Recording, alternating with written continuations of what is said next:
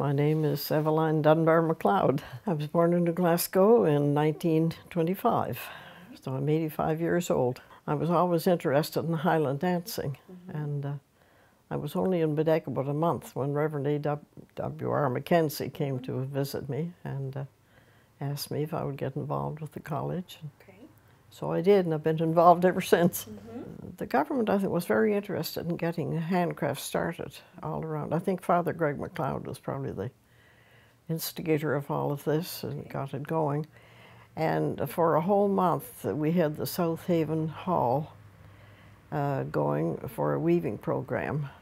Edna Blackburn, the teacher, came from Ontario, and she stayed right here with us. And we had about 10 or 12 women who came every day and learned to weave and spin and dye. All the old heritage techniques were taught. By that time, the South Haven weavers had started, and we had some looms on our own. There were looms all around the country here, because the old women used to weave, a lot of them, and we borrowed some of those looms. I realized if I were going to teach weaving, I had to know more about it, and I realized that there was a lot more to weaving than tartan. So I got a scholarship, and I spent a month at the Banff School of Fine Arts. While I was out there, I went to the museums in Calgary looking for old weaving. I found lots of it, but it was all came from the East. Lovely old bedspreads and things. So I realized then that the history was here. This is where the heritage was. Then when I came back, I had about 20 students, and a lot of students. There were a lot of young people came in from the United States here then. It was then that we started the South Haven Guild. The purpose of the Guild was to preserve and develop the heritage, and also to have a festival or some place where the weavers could sell their products. We used to have a juried festival, and it was wonderful because the older people around the country brought in their crafts.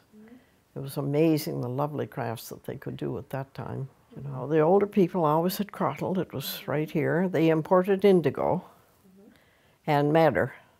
Indigo gives a lovely blue, and madder a reddish orange.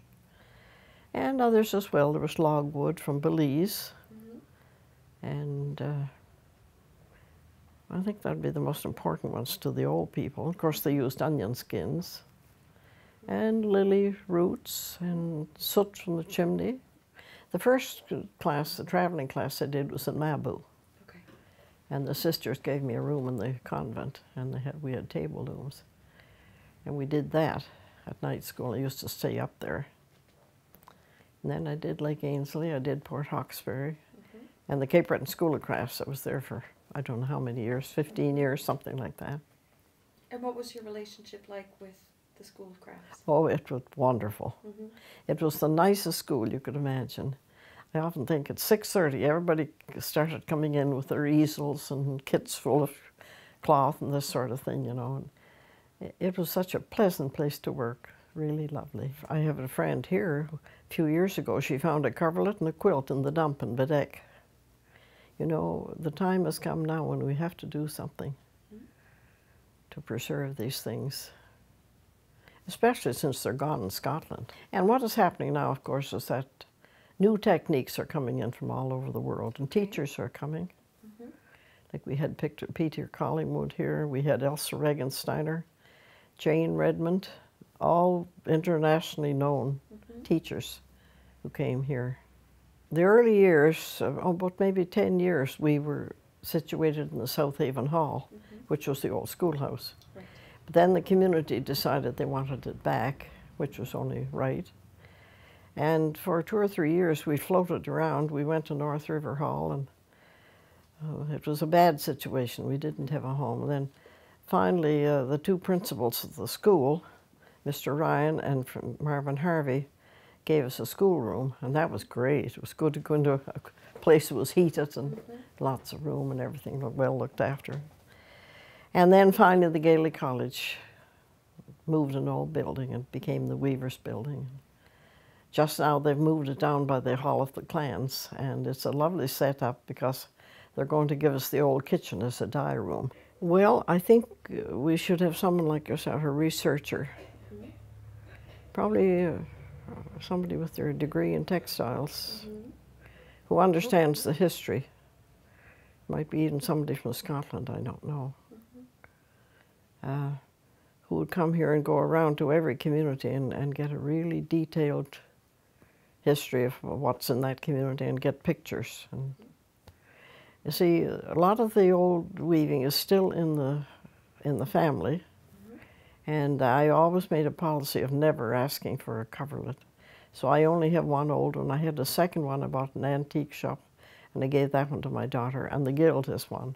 Because I feel very strongly that this weaving should be in the family. But I see what's happening now, is so many of our young people are going west. Their ties are broken. And what's going to happen to these old houses, and what's going to happen to the weaving? And I don't know. Another thing, the weaving classes are not as, we just don't have teachers. And I think we should bring somebody in who would travel around and give classes. From the Cape Breton School of Crafts probably could head it up. And come out here, and then move on to Mabel and Lake Ainsley. And so anyway, those are dreams. I hope they'll come true. It was a labor of love all the way.